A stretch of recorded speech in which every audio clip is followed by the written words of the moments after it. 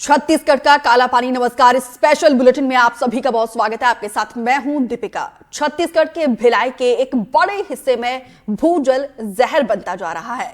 सरकारी और कारोबारियों की मनमानी से जल, जमीन और हवा सब कुछ दूषित हो रहे हैं। जमीन से जहर रिसकर पानी में मिल रहा है। 50,000 की आबादी वाले इस क्षेत्र की जनता को शुद्ध पानी के लिए जद्दोजहद करना पड़ रहा है। देखिए इस एनडीटीवी की इस खास एक्सक्लूसिव रिपोर्ट।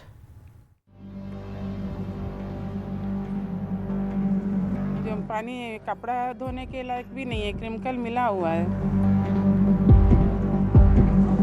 सब गंदा है वो पानी कि हाथ भी धोने लायक वो पानी नहीं है। खाली रोड धोने का काम आता, बाकी कोई यूज नहीं कर सकते हैं पानी को।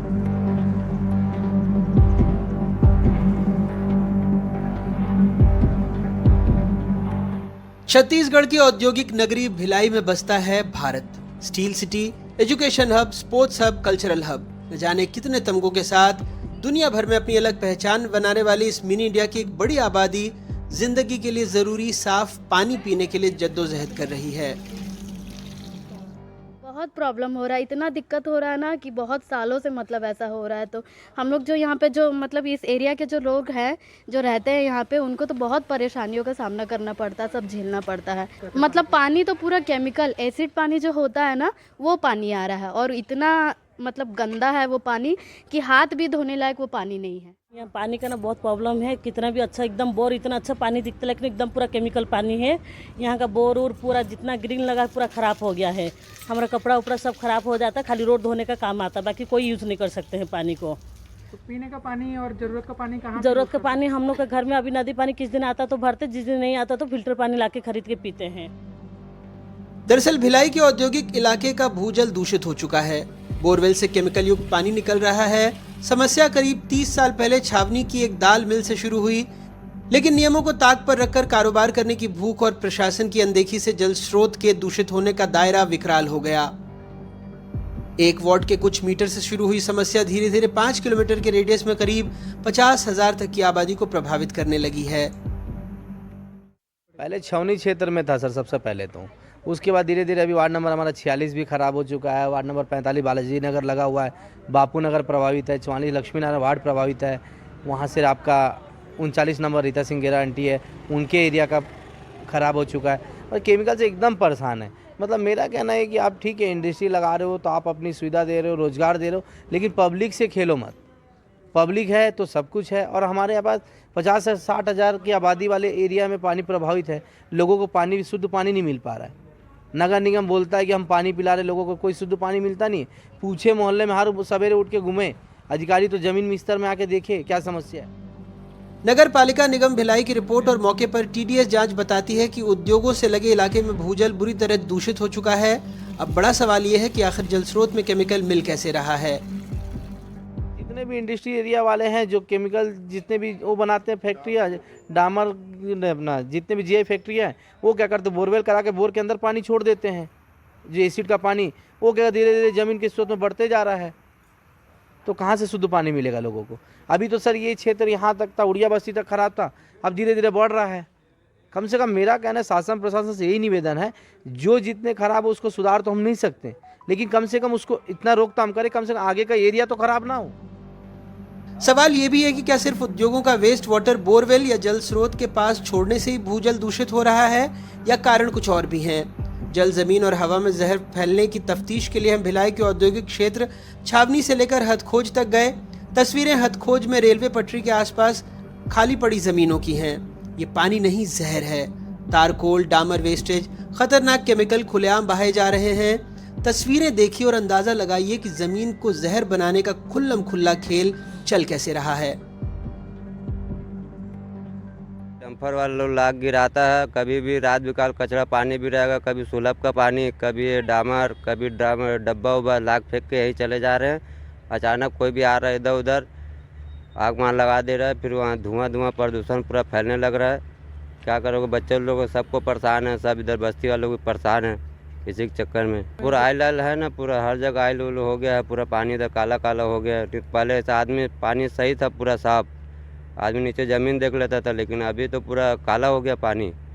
पूरा हर जगह पूरा मैदान में पूरा आयल उल डब्बा उब्बा बोरी वोरी आयल का पूरा डंपर ला के फेंक के जा रहे हैं। इधर सब डंप कचरा, ये झिल्ली पन्नी केमिकल ऑयल डामर वगैरह ला के सब डाल देते हैं। तो क्या है, अब हम लोगों को भी बड़ा तकलीफ, अब किसको बोलें किसको मना करें क्या करें, ऐसा हो जाता है। तालाब भी दूर पड़ जाता है, बोरिंग भी दूर पड़ जाता है, मजबूर हो जाते हैं इसी में हाथ पैर धोने के लिए। बाद में अपना खसू खुजली बच्चों के ऊपर जो भी आते रहता है, हम लोगों को भी के ऊपर आते रहता है, मजबूर हो जाते हैं। ऐसा पर यहाँ पर हो रहा है। नज़दीक में जला देते हैं कचरे को, 3 दिन 4 दिन तक धुआं एकदम लगातार फैलते ही रहता है चारों तरफ। ऐसा होते रहता है यहाँ पर, और उसी में अपना परिवार बस्ती वाले लोग भी रहते हैं, बीच बीच में अपना है तो चल रहा है ऐसे ही गुजारा यहाँ पर का जो स्थिति माहौल है। खुली जमीन पर जले ऑयल केमिकल इंडस्ट्रियल वेस्ट फेंकना कितना खतरनाक है ये हम बताएं, उससे पहले आप ये आंकड़े और जमीनी हकीकत देख लीजिए। जिला उद्योग एवं व्यापार केंद्र से पंजीकृत 1547 बड़े मझोले छोटे सूक्ष्म उद्योग दुर्ग में संचालित हैं। दुर्ग जिले में कुल 1547 पंजीकृत उद्योगों में से 1322 उद्योगों का संचालन भिलाई में होता है। भिलाई में 25 से ज्यादा उद्योग केमिकल या उससे जुड़े उत्पाद बनाते हैं। भिलाई में 25 से ज्यादा उद्योग जीआई पाइप और तार बनाते हैं। औद्योगिक क्षेत्र और उसके आसपास के करीब 5 किलोमीटर के रेडियस में भूजल पीने लायक नहीं है। औद्योगिक क्षेत्र के 25 से ज्यादा बोरवेल से केमिकल युक्त पानी निकल रहा है।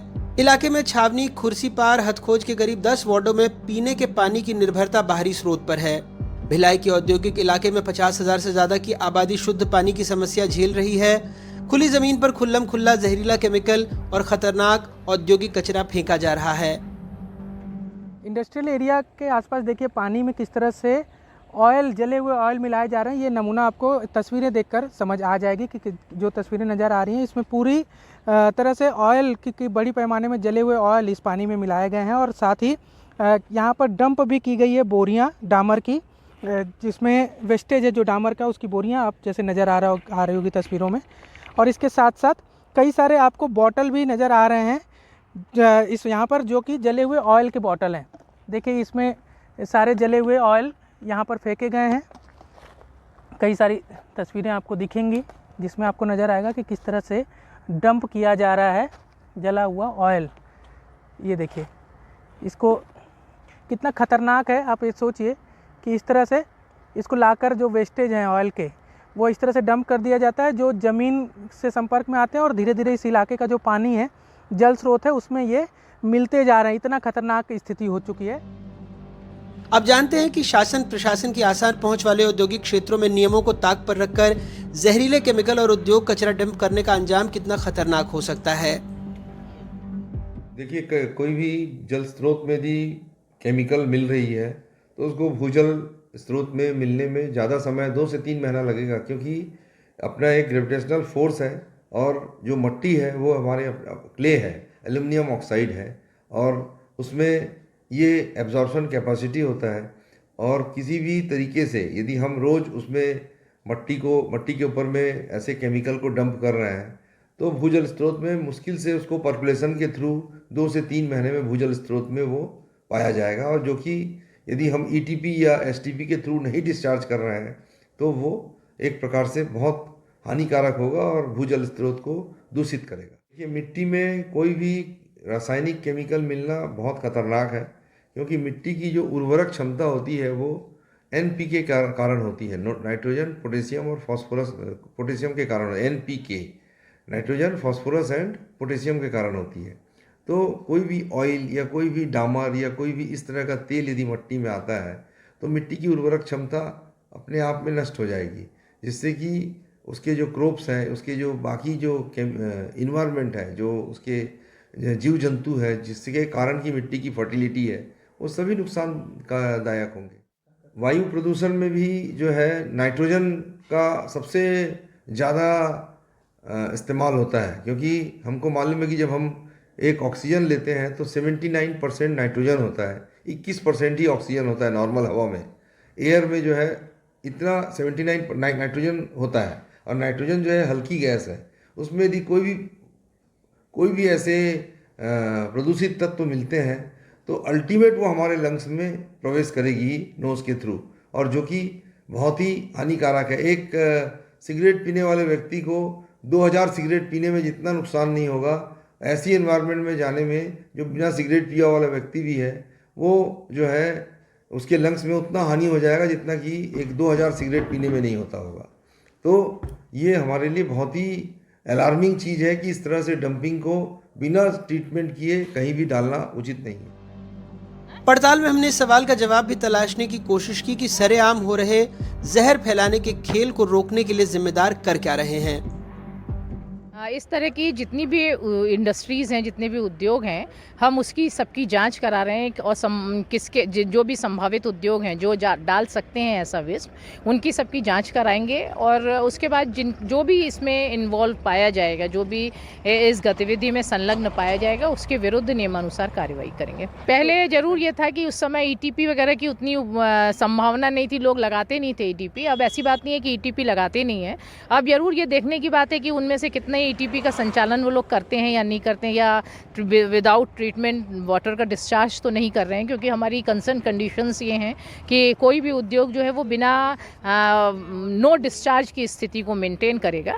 तो इसके साथ ही हम ये सब भी जांच करेंगे कि जितने भी ऐसी जल प्रदूषणकारी इकाइयाँ हैं यहाँ इंडस्ट्रियल एरिया में, सबकी जाँच करें और अगर कहीं से पानी निकल रहा है तो नियमानुसार उसके ऊपर कार्यवाही करें और उन सभी उद्योगों को बंद कराने की कार्रवाई की जाएगी। पर्यावरण को बचाने और प्रदूषण को नियंत्रित करने की जिम्मेदारी निभा रही अफसर को आपने सुन लिया। अब लोगों को मूलभूत सुविधाएं पहुंचाने, व्यवस्था को ठीक करने के प्रयास के लिए चुने गए जनप्रतिनिधि और उद्योगों को संगठित कर बेहतर संचालन करने की जिम्मेदारी निभा रहे महोदय को भी सुन लीजिए। गर्मी के समय में जब वाटर लेवल डाउन हो गया था और बोरिंग में केमिकल वाला पानी आ रहा था, हमने उस केमिकल इंडस्ट्री को भी बंद कराया था और उसको कानून के तहत, नियम जो है उसके तहत उस पर कार्रवाई करके उसको बंद करा के उस पर जुर्माने की कार्रवाई भी की थी। आने वाले समय में भी अगर कोई ऐसी चीज़ सामने आती है तो निश्चित रूप से हम लोग कार्रवाई करेंगे। नगर निगम की पहली प्राथमिकता हर एक आम आदमी के पास साफ और स्वच्छ पानी, पीने का पानी उपलब्ध कराना, जिसके लिए हम लोग प्रतिबद्ध हैं। दिस इज ए क्राइम, और इस तरह की बात यदि कोई हो रहा है जाने अनजाने में, तो एसोसिएशन के माध्यम से उनको कहना चाहता हूँ कि वो समय रहते अपना उस चीज़ को बंद करें, ताकि वो अगल बगल की ज़मीन जो है, जो इंडस्ट्रीज है, वो सब प्रदूषित ना हो। जल प्रदूषित के साथ साथ वहाँ पर आव भाव, वातावरण सब खराब हो जाता है।